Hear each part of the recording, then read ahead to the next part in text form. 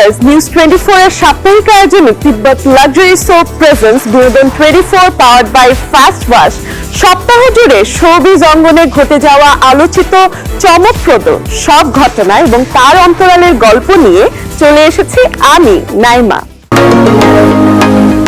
Football জ্বরে কাঁপছে গোটা বিশ্ব। দীর্ঘ 4 বছরের প্রতীক্ষার অবসান ঘটিয়ে পর্দা উঠেছে বিশ্বকাপ ফুটবলের 23তম আসরের। এবারের আসরে ইতিহাসে প্রথমবারের মতো অংশ নিচ্ছে রেকর্ড 48টি দল। 11 জুন শুরু হওয়া এই মহারণ চলবে আগামী 19 জুলাই পর্যন্ত। বিশ্বকাপ ফুটবলে বাংলাদেশ এখনো খেলার যোগ্যতা অর্জন করতে না পারলেও ফুটবল নিয়ে উন্মাদনায় মেতেছেন গোটা দেশ। পাশাপাশি প্রিয় দল নিয়ে উচ্ছ্বাসের এই হাওয়া বইছে দেশের শোবিজ অঙ্গনেও। ফুটবল বিশ্বকাপের মঞ্চে এখনো জায়গা করে নিতে পারেনি বাংলাদেশ। তবুও ফুটবলের সবচেয়ে বড় আসরকে ঘিরে দেশের মানুষের উন্মাদনা কোনো অংশেই কম নয়। প্রিয় দল ও তারকাদের সমর্থনে সাজছে ঘরবাড়ি, উঠছে নানা দেশের পতাকা, জমে উঠেছে আড্ডা আর খেলা দেখার আয়োজন। বিশ্বকাপের এসব উৎসবমুখর আবহ ছড়িয়ে পড়েছে দেশের সবুজ অঙ্গনের তারকাদের মধ্যেও। অপবিশ্বাস ব্রাজিলের ফ্যান, আর আমি নেইমারকে অনেক পছন্দ করি, তার স্টাইল, তার খেলাধুলা সবকিছু। আর পার্সোনালি ব্যক্তিত্ব হিসেবে আমি মেসিকে অনেক পছন্দ করি। I love Messi and I love Argentina. পুরো ওয়ার্ল্ড চাচ্ছে যে আর্জেন্টিনা জিতুক, এবারও মনে হয় উঠে যেতে পারে। ব্রাজিল কেন ব্রাজিল, এটা একটা স্টোরি আছে, ওটা আবার পরে আলাদা করে বলবো, এখন না। আই এম সো হ্যাপি যে এবারও সবাই খেলছে। টাইমিংটা আমাদের জন্য একটু কঠিন হলেও ভোরের টাইমে আমি অবশ্যই নিজের দলের খেলাগুলো তো দেখার চেষ্টা করবোই। আর আর্জেন্টিনার জন্য ভালোবাসা সবসময় থাকবে। আমি ক্রিস্টিয়ানো রোনালদোর অনেক বড় ফ্যান। আমার কাছে মনে হচ্ছে যে আমরা যারা ডে টু ডে ভয়ঙ্কর রকম পরিশ্রম করে জীবনে আগাচ্ছি, ক্রিস্টিয়ানো রোনালদোর স্ট্রাগল লাইফের সাথে এই লাইফগুলো অনেকটা মিলে যায়। আমি সাদা কালো টিভি দেখতাম, ম্যারাডোনা, তখন থেকে আমি আর্জেন্টিনার দল হেরে যাক জিতে যাক, আর্জেন্টিনার দল আমি। আর্জেন্টিনা, অবশ্যই আর্জেন্টিনা। আমি তো ব্রাজিল সাপোর্টার। আমি তো এই যে আমরা কাওয়ালি গানও গাইছি, আমি আর তামিম তখন ব্রাজিলই ছিলাম। নাটক করলে ব্রাজিলের জার্সি পরেই করছি, সো আমি ব্রাজিল। মেসি খেলা আমার সবচেয়ে ভালো লাগে, কারণ পাসিং গুলো, যে ম্যারাডোনার যে থ্রোয়িং গুলো, সেগুলো আমি মেসি ভিতরে পাই। পর্তুগাল, রোনালদোর জন্য খেলা দেখা। আমি Brazil, but I love Messi as a player. আমার মেসিকে খুব ভালো লাগে, বাট আমি ব্রাজিল সাপোর্ট করি। এবারে বিশ্বকাপ ব্রাজিল উড়াই দিবে। Of course Brazil, I love Neymar. ফুটবলের এই বিশ্বমঞ্চ যেন একসুতোয় গেঁথে দিয়েছে কোটি ভক্তের আবেগ ও ভালোবাসাকে। বিশ্বকাপের বাঁশি বাজার সঙ্গে সঙ্গেই মাঠের লড়াইয়ের পাশাপাশি দর্শকদের উচ্ছ্বাসও পৌঁছে যাবে নতুন উচ্চতায়। আর সেই উৎসবের অংশ হয়ে থাকবেন দেশের সবুজ তারকারাও। শাহিন শুভ, নিউজ 24। পরিবারের আবেগ, টানাপোড়েন, সুখ দুঃখ আর সম্পর্কের নানা রঙকে কেন্দ্র করে নির্মাতা মোহাম্মদ মোস্তফা কামাল রাজ নির্মাণ করেছিলেন জনপ্রিয় ধারাবাহিক নাটক এটা আমাদেরই গল্প। সম্প্রতি সফলভাবে শেষ হয়েছে বহুল আলোচিত এই ধারাবাহিকটির সম্প্রচার। দর্শকদের ব্যাপক সাড়া ও নাটকটির উল্লেখযোগ্য সাফল্য উদযাপন করতে এবার এক হয়েছিলেন সকল অভিনয়শিল্পী ও কলাকুশলীরা। দেশের টেলিভিশন পর্দায় পরিবারকেন্দ্রিক গল্পের হারানো সুদিন নতুন করে ফিরে এনেছিল জনপ্রিয় ধারাবাহিক নাটক এটা আমাদেরই গল্প। প্রায় 7 মাস ধরে দর্শকদের বিনোদন দিয়ে 52 পর্বে এসে সম্প্রতি শেষ হয়েছে নাটকটির সম্প্রচার। পারিবারিক সম্পর্ক, আবেগ ও বাস্তব জীবনের নানা গল্পকে কেন্দ্র করে নাটকটি নির্মাণ করেছিলেন জনপ্রিয় নির্মাতা মোহাম্মদ মোস্তফা কামাল রাজ।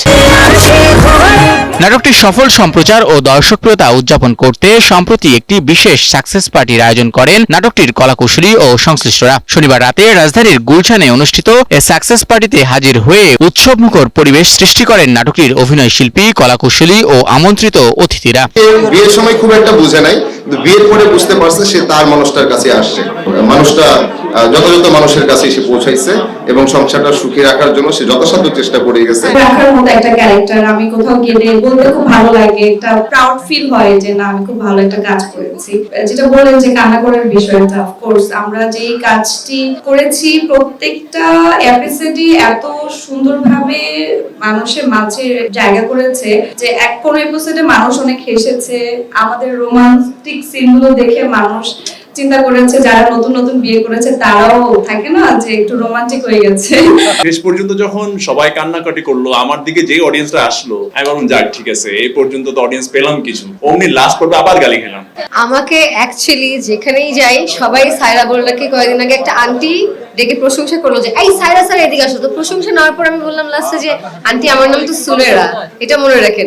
দারুণ সংলাপ, মন ছুঁয়ে যাওয়ার মতো আবহ সঙ্গীত আর চমৎকার নির্মাণ শৈলী, সব মিলিয়ে নাটকটি অল্প সময়ের মধ্যেই জায়গা করে নেন দর্শকদের হৃদয়ে। পারিবারিক বন্ধনের গুরুত্বকে তুলে ধরার প্রয়াসে নির্মাণ করা এই নাটকটির সম্প্রচার শেষ হয়ে গেলেও দর্শকদের হৃদয়ে এর রেশ থেকে যাবে বহুদিন। শাহিন শুভ, নিউজ 24। ভিউয়ার্স, দেখছেন তিব্বত লাক্সারি শো প্রেজেন্স বিনোদন 24 পাওয়ার্ড বাই ফাস্ট ওয়াশ। নিচ্ছে একটা ব্রেক, ফিরছি আরো শোবিজ আপডেট নিয়ে। Viewers, welcome back. দেখছেন তিব্বত লাক্সারি শো প্রেজেন্স বিনোদন 24 পাওয়ার্ড বাই ফাস্ট ওয়াশ। চলুন দেখে নেই শোবিজ দুনিয়ার আরো কিছু আপডেট। ফুটবলের সবচেয়ে বড় আসর ফিফা বিশ্বকাপ 2026কে ঘিরে যখন সারা বিশ্বের উন্মাদনা তুঙ্গে, ঠিক তখনই এসেছে বাংলাদেশের জন্য এক গর্বের খবর। মাঠে নয়, এবার বিশ্বকাপের সঙ্গীতে থাকছে লাল সবুজের ছোঁয়া। বাংলাদেশি বংশোদ্ভূত সঙ্গীত শিল্পী সঞ্জয় স্থান পেয়েছেন ফিফা বিশ্বকাপ 2026-এর অফিসিয়াল অ্যালবামে, যা বিশ্বমঞ্চে বাংলাদেশের উপস্থিতিকে নতুন উচ্চতায় নিয়ে গেছে। ফুটবলের সবচেয়ে বড় আসর ফিফা বিশ্বকাপের মঞ্চে জায়গা করে নিয়েছেন বাংলাদেশের সন্তান সঞ্জয়। সম্প্রতি প্রকাশিত হয়েছে বিশ্বকাপ 2026-এর অফিসিয়াল অ্যালবামের নতুন গান সির সির।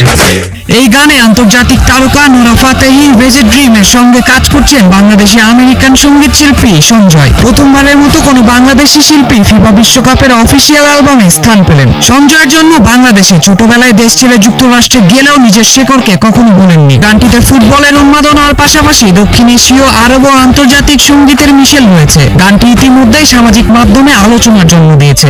বিশ্বকাপের মাঠে বাংলাদেশ না থাকলেও এবার বিশ্বকাপের গানে থাকছে বাংলাদেশের ছোঁয়া, আর সেটি কোটি বাংলাদেশের জন্য গৌরবের এক নতুন অধ্যায়। নাম নিউজ 24। আবেগ ঘন ও বাস্তবধর্মী গল্প নিয়ে নির্মাতা কাজী আসাদ নির্মাণ করেছেন ওয়েব ফিল্ম লাইফলাইন। এই ফিল্মটির মাধ্যমে প্রথমবারের মতো দেশীয় ওটিটি প্ল্যাটফর্মে দেখা যাবে বিদ্যা সিনহা মিমকে। এতে তার সঙ্গে অভিনয় করেছেন রেজওয়ান পারভেজ, গাজী রাকায়েত, আখম হাসান, খায়রুল আলম সবুজ, নাজনীন হাসান চুমকি, আনিসা নূর আয়াত, ফাতেমাতুজ জোহরা ইভা সহ আরো অনেকে। গল্প নিয়ে নির্মাতা কাজী আসাদ জানান, ভালোবাসার টানে মানুষ কত দূর যায় আর কত কিছু হারানোর ঝুঁকি নিতে পারে। শহুরে মেয়ে অনন্যার দুর্গম যাত্রার কেন এবং এর শেষ কোথায়, এসব উত্তরের মধ্যে দিয়ে গভীর কিছু অনুভূতির কথা বলার চেষ্টা করা হয়েছে। লাইফলাইনের মাধ্যমে বিদ্যা সিনহা মিম প্রথমবারের মতো কাজ করলেন চরকির কোনো প্রজেক্টে। ভিউয়ার্স, দেখছেন তিব্বত লাক্সারি শো প্রেজেন্স বিনোদন 24 পাওয়ার্ড বাই ফাস্ট ওয়াশ। নিচ্ছে একটা ব্রেক, ফিরছি আরো শোবিজ আপডেট নিয়ে। Viewers, welcome back. দেখছেন তিব্বত লাক্সারি শো প্রেজেন্স বিনোদন 24 পাওয়ার্ড বাই ফাস্ট ওয়াশ। চলুন দেখে নেই শোবিজ দুনিয়ার আরো কিছু আপডেট। একের পর এক চমক দেখাচ্ছেন অভিনেত্রী নাজিফা টুসি। হাওয়া দিয়ে বড় পর্দায় ঝড় তুলেছিলেন তিনি। গেল ঈদ উল ফিতরে প্রেসার কুকার দিয়ে দর্শকের মন জয় করেছেন। এবারের ঈদ উল আজহায় রোদ ছবিতে একদম ভিন্ন এক লুকে হাজির হয়ে আলোচনায় আছেন এই অভিনেত্রী। সেই সাফল্যের ধারাবাহিকতায় আরো একবার ভিন্ন রূপে দর্শকের সামনে হাজির টুসি। রেহানা মারিয়াম নূর খ্যাত নির্মাতা আব্দুল্লাহ মোহাম্মদ সাদের সিরিজ অ্যানিতে একেবারে ভিন্ন ধর্মী উপস্থিতি সবাইকে চমকে দিয়েছে নাজিফা টুসির। বিশ্বের মর্যাদাপূর্ণ সিরিজ উৎসব সেরিয়ান ক্যাম্প ফেস্টিভ্যালের ওয়েন ইন সিরিজ বিভাগে নির্বাচিত বাংলাদেশের প্রথম সিরিজ অ্যানি। নির্মাতা আব্দুল্লাহ মোহাম্মদ সাদের এই মিনি সিরিজের অফিসিয়াল ট্রেলার ও পোস্টার প্রকাশের মধ্য দিয়ে দর্শকদের সামনে উন্মোচিত হলো নাজিফা টুসি অভিনীত অ্যানির ডিস্টোপিয়ান, অস্বস্তিকর এবং রহস্যে ঘেরা এক পৃথিবী নিয়ে গল্পের ঝলক। মঙ্গলবার জার্মানির কোলোনে অবস্থিত সিনে নোভা ভেনিউর থিয়েটার 3-এ বিশ্ব প্রিমিয়ার হয়েছে সিরিজটির। সিরিজের নাম ভূমিকায় অভিনয় করেছেন নাজিফা টুসি। আবারও আলোচনার কেন্দ্রবিন্দুতে উঠে এসেছে বাংলাদেশ চলচ্চিত্র শিল্পী সমিতির দ্বিবার্ষিক নির্বাচন। আগামী 3 জুলাই অনুষ্ঠিত হতে যাওয়া শিল্পী সমিতির নির্বাচনকে ঘিরে এখনই সরগরম বিএফডিসি চত্বর, যার হাওয়া এখনই বইতে শুরু করেছে গোটা দেশে। বর্তমান কমিটির বিলুপ্তির আগেই আসন্ন নির্বাচনকে ঘিরে একটি প্যানেল পরিচিতির ঘটনাকে কেন্দ্র করেও জলঘোলা কম হয়নি। নিয়মতান্ত্রিক উপায়ে এই কমিটির ঘোষণা দেওয়াটাও অবৈধ বলেছেন এক পক্ষ। দুপক্ষের ভিন্ন মতকে কেন্দ্র করে এরই মধ্যে আসন্ন নির্বাচনকে নিয়ে শঙ্কাও জেগেছে নানা মহলে। গত কয়েকদিনের ঘটনায় এখন প্রশ্ন উঠেছে, আদৌ কি সুষ্ঠু প্রক্রিয়া সম্পন্ন হতে পারবে এবারে চলচ্চিত্র শিল্পী সমিতির নির্বাচন? আগামী 3 জুলাই বিএফডিসিতে অনুষ্ঠিত হতে যাচ্ছে বাংলাদেশ চলচ্চিত্র শিল্পী সমিতির দ্বিবার্ষিক নির্বাচন। আর এই নির্বাচনকে ঘিরেই এরই মধ্যে শুরু হয়েছে নানা জল্পনা কল্পনা। এবারও 2টি প্যানেলে নির্বাচন হওয়ার কথা রয়েছে, যার একটিতে সাধারণ সম্পাদক পদে লড়বেন গুণী অভিনেত্রী আনোয়ারা বেগমের কন্যা রুমানা ইসলাম মুক্তি। অন্য প্যানেলের ঘোষণা না আসলেও ধারণা করা হচ্ছে তার বিপক্ষে লড়তে পারেন চিত্রনায়ক জয় চৌধুরী। আর শিল্পী সমিতি, শিল্পীদের সমিতি, বাংলাদেশে 18 কোটি মানুষের ভিতরে 570 জন শিল্পী, সো এদের এক একজনের ওজনটা অনেক বড়। তাদের একটা নির্বাচন হবে, সেটা যদি আলোচনায় না হলো তাহলে হলো কিভাবে? তবে প্রথমবারের মতো নির্বাচনে লড়তে এসে আলোচনার কেন্দ্রবিন্দুতে মুক্তি। তার প্যানেল থেকে সভাপতি পদে অভিনেতা বাপ্পারাজের নাম ঘোষণার পর থেকেই চমক দেখাচ্ছিলেন তিনি। প্রথম দিকে বাপ্পারাজ নির্বাচন করার ইচ্ছা পোষণ করলেও অল্প কিছুদিনের ব্যবধানে নির্বাচন প্রক্রিয়া থেকে নিজেকে সরিয়ে নেন এই অভিনেতা। আর এতেই বাধে বিপত্তি। বাপ্পারাজের বেকে বসাতে বেকায়দায় পড়ে যান মুক্তি। তবে নিজেকে সামলে নিয়ে সংবাদ সম্মেলন করে কদিন পরেই নিজের প্যানেল থেকে নতুন সভাপতির নামও ঘোষণা করেন এই অভিনেত্রী। হ্যাঁ, 2বার কেঁদেছিলাম। বাবা যখন মারা যায় এক, আর যখন বাপ্পা ভাই বলল যে করবো না, সেই মুহূর্তে কিন্তু আমি হাউমাউ করে কেঁদেছিলাম বাসায় যে সবার সামনে।